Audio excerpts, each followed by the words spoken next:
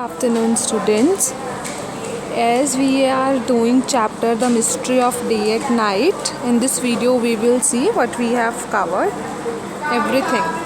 In this conversation of aliens, we are given that they were very happy to solve the previous mystery, which was about heat zone and time zones. We have seen horizontal lines which we used to call latitudes, and that latitudes represent heat zones. This is what we have read in the previous chapter. And then we have read about longitudes, that vertical lines on the globe which we call longitudes, and what the longitudes tells, they tells us time zone. Now they are moving towards the next clue, which is a kind of globe also, and that is showing the circular motion of earth, due to which season changes on earth. They asked, what do you think, Robonum? Robonum said, you need to study the circular motions to discover their effects. इस पिछले chapter में we have read that lines. In this chapter we will read about circular motions of earth. And the conversation we are given Afidak. Robo, you told us many interesting things and features about the globe. So I guess the movement of the earth can be easily understood through the globe. Robonum. Yes, let's quickly recap the major features of globe so that we may know more about the globe and its different motions. अभी here it is shown a globe जिनके ऊपर कुछ lines लगी हुई हैं जो हमने पिछले chapter में पढ़ी हैं. Same question can be come in your final exam बच्चा in essay 1 कि मैं कोई भी पॉइंट मार्क करके I can ask you that which line is this. Fine. जैसे if you can see the top point of the globe is known as north pole, lower most point of the globe is known as south pole, and you can see that vertical semicircular line showing prime meridian. Then we can see the horizontal line which is tilted and its center on the globe and it is dark. This is your equator, and a line above equator is Tropic of Cancer, and line below the equator is Tropic of Capricorn. And the main dotted line which is passing from the globe is your axis of the earth. Now our first topic with this chapter is rotation. Movement of the earth on its axis from west to east is called rotation. जो movement है अर्थ की वो waste से east की तरफ घूमती है, उस मूवमेंट को हम क्या बोलते हैं? Rotation. Earth takes around 24 hours to complete one rotation around its axis. This we have seen in a star and its system chapter में हमने देखा था कि अर्थ अपनी रोटेशन 24 आवर्स में पूरी करती है. जैसे एक पॉइंट से घूमना शुरू हुई, पूरी घूम के उसी पॉइंट पे दोबारा आ गई, वो दोबारा उस पॉइंट में आने में उसे कितनी देर लगती है? 24 hours. In our day to day life we see various rotating object. हम बहुत सारे घूमते हुए ऑब्जेक्ट्स को अपनी लाइफ में देखते हैं. जैसे फैन हो गया, स्पिन टॉप हो गया. Spin is the most common term for rotation. कोई भी चीज़ जब स्पिन करे that is termed as rotation. जो एक्सिस ऑफ रोटेशन है that is imaginary which an object rotate. The axis may be vertical, horizontal and tilted. You can see a girl dancing. वो अपने to के ऊपर घूम रही है. और जो ये डॉटेड लाइन है this is shown a vertical axis. आप ये वुडन लॉग देख सकते हो जो हॉरिजॉन्टली पड़ा है. इसमें से जो डॉटेड लाइन पास होके दिखा रखी है सेंटर में से, जिसके आसपास वो ऐसे घूम रहा है, this is your horizontal axis. Axis of the earth is tilted at an angle of 23.5 degree. You can see in the given picture. Dotted line को छोड़ के हमने एक डार्क लाइन बना रखी है that is of white color. वो कितने डिग्री पे लाई करता है हमारा अर्थ का axis? 23.5 degree axis. Earth rotate around this tilted axis from west to east. अर्थ जो है इस एक्सिस के अराउंड वेस्ट टू ईस्ट घूमता है. And you can observe this tilt is in globe too. आप देख सकते हो ग्लोब भी थोड़ा टेढ़ा ही है. एक्सिस कोई एज सच फिजिकल लाइन नहीं है कि कोई सच्ची में लाइन है जो अर्थ में से पास करती है. This is just an imaginary line जिसको हम अपने दिमाग में सोच के चलते हैं कि जिसके अराउंड अर्थ क्या है जो घूमती है। In this conversation we are given कि ड्रिल्डैक कहता है कि मैं रोज़ देखता हूँ कि सन राइज़ हो रहा है, सन डाउन जा रहा है ना। लेकिन रोबोनम यहाँ पे क्या बताता है कि सन कभी भी राइज़ नहीं होता, सन अपनी ही जगह पे है। ये जो हमें दिन कभी दिन दिखता है कभी रात दिखती है, ये क्यों है? क्योंकि अर्थ जो है वो रोटेट करती है। जब हमारा इंडिया अर्थ सन के बिल्कुल सामने हो उस टाइम पे इंडिया में क्या है? डे है। जब धीरे धीरे घूम के हम पीछे की तरफ हो जाएं अंधेरे की तरफ, उस टाइम पे क्या है? नाइट है। Fine, this is how it completes it's 24 hours. Let me show you something which will show you rotation. You can see that here it is shown that how Earth revolves around its axis at 23.5 degree axis के ऊपर। एक तरफ हमें क्या है? Day दिखाई देता है, नाइट। अभी this is an experiment, earth and sun is shown. Suppose this lamp is a sun and it is earth. जिस एरिया पे सन की लाइट पड़ रही है उस एरिया में क्या है? डे है, and at the back side it is night. Fine, and this is revolution. जो हमने कल पढ़ा था दैट वाज रोटेशन, जब खुद घूमती है। अभी आप देखो साथ साथ रोटेट कर रही है और सन के भी आसपास घूम रही है। This is revolution. India, United states. Revolution, we have seen yesterday rotation as I have shown you in video also. Now it is revolution. The movement of the earth around the sun on a fixed path is known as revolution. जो अर्थ की movement है sun के आसपास, that is revolution. Path of revolution is termed as the orbit of the earth.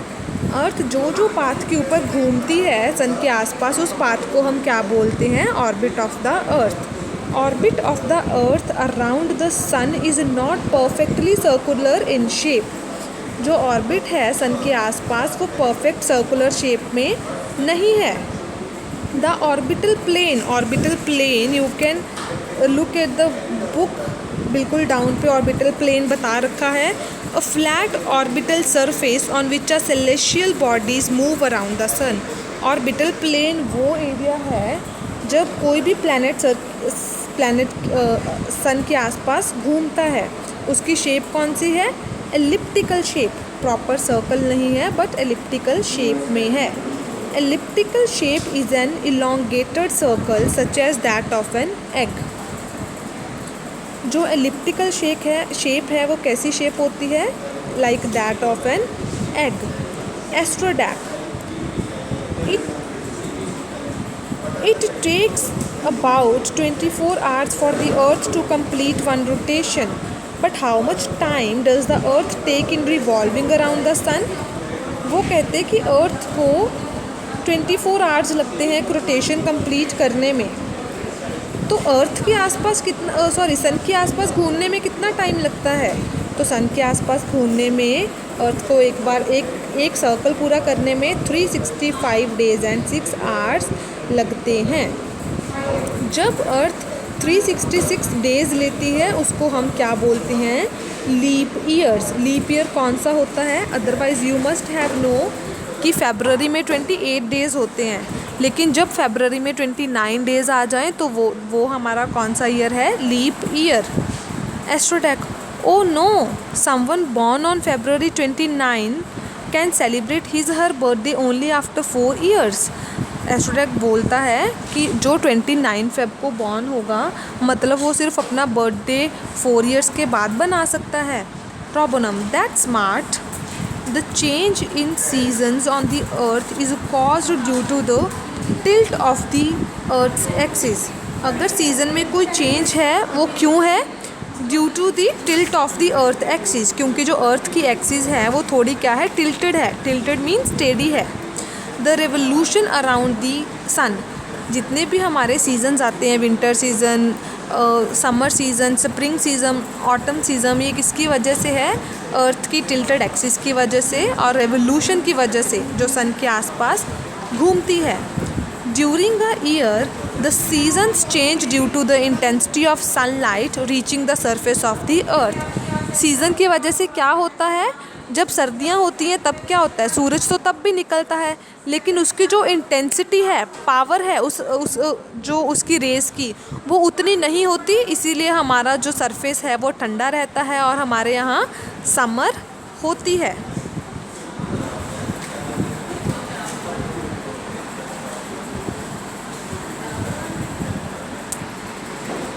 Yes. For example, the northern hemisphere receives direct sunlight in the month of May, June, July, causing summers. Northern hemisphere में क्या होता है कि जो sunlight है वो direct पड़ती है कौन से मंथ में, मई में, जून में, जुलाई में, जिसकी वजह से क्या है, गर्मी बहुत रहती है और क्या होती है, समर्स होती हैं. You can see the picture shown on the page 216 in your books कि सन के आसपास है. जब राइट साइड है हमारी अर्थ सन के, तो वो एरिया जो अंधेरे में है दैट वहाँ पे क्या होगी, विंटर्स होंगी. अगर उसके सामने को जाओगे आप देखोगे जनवरी, फरवरी, मार्च में स्प्रिंग दिखा रखा है. अप्रैल, मई, जून में अगेन पीछे वाले एरिया में, इस जो सामने एरिया है वहाँ पे समर्स हैं. फिर जुलाई, अगस्त, सितंबर में स्प्रिंग है. अक्टूबर, नवंबर, दिसंबर में अगेन विंटर है. In the above illustration, the red line at the center of the globe shows the equator.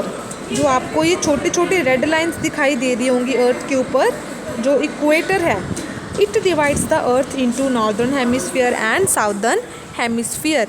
यही चीज़ हमारी अर्थ को नॉर्दर्न एंड साउदर्न हेमिस्फीयर में डिवाइड करती है. Note the tilt of the earth axis. आप अर्थ एक्सिस की जो टिल्ट है, वो जो टेढ़ापन है, वो आप देख सकते हो. The different seasons such as spring, summer, autumn, winter in the northern and southern hemisphere are caused due to the different amount of sun's energy received by the different parts of the earth. Therefore, the northern and southern hemisphere experience opposite season with respect to each other. Apart from the tilt of the axis, the seasonal weather differences between the hemisphere are further caused by the elliptical orbit of the earth. जो ये different seasons हैं वो क्यों हैं? Cause of the elliptical orbit of the earth. Astrodac. That means seasons are fixed to the specific month of the year. Robonum. Yes, as the earth revolves around the sun, there are phases when we observe variations in the season. जब अर्थ सन के आसपास घूमती है तो हमें क्या है, different season देखने को मिलता है. These are two unusual weather condition known as equinoxes and solstices. ये दो अलग तरह का वेदर कंडीशंस हैं जो हमें देखने को मिलती हैं.